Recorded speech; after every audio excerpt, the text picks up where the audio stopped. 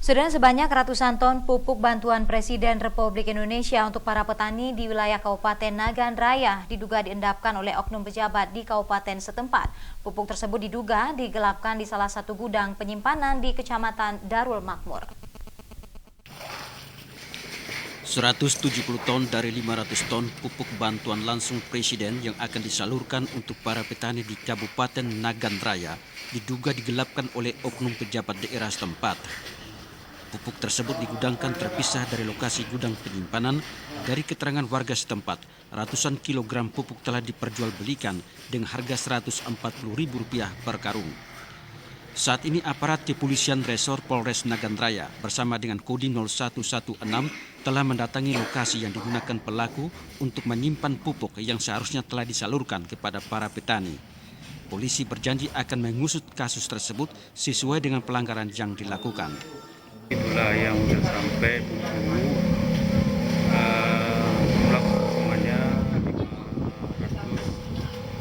500 ton.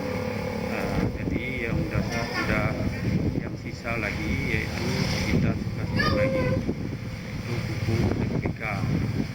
Nah, ini dalam dekat sudah dalam perjalanan. Jadi ini merupakan dari bantuan dalam rangka waspada pangan. Nah, ini buku ini dibutuhkan kepada jaringan kelompok-kelompok jaringan irigasi yang ada di Kabupaten Nagan Raya. Program pemerintah Jokowi untuk dibagikan kepada masyarakat, tapi nyatanya sampai ke Nagan Raya bukan dibagikan ke masyarakat, tapi ada upaya-upaya penggelapan. Kalau di gudang Pulau I katanya tidak muat, itu mustahil karena di sana berpuluh ribu ton pun muat. Yang dibawa sini itu tujuannya untuk apa? Kalau bukan upaya untuk menggelapkan pupuk bantuan pemerintah. Dan sangat kita sayangkan yang seharusnya pupuk ini diberikan tepat sasaran khususnya untuk para petani.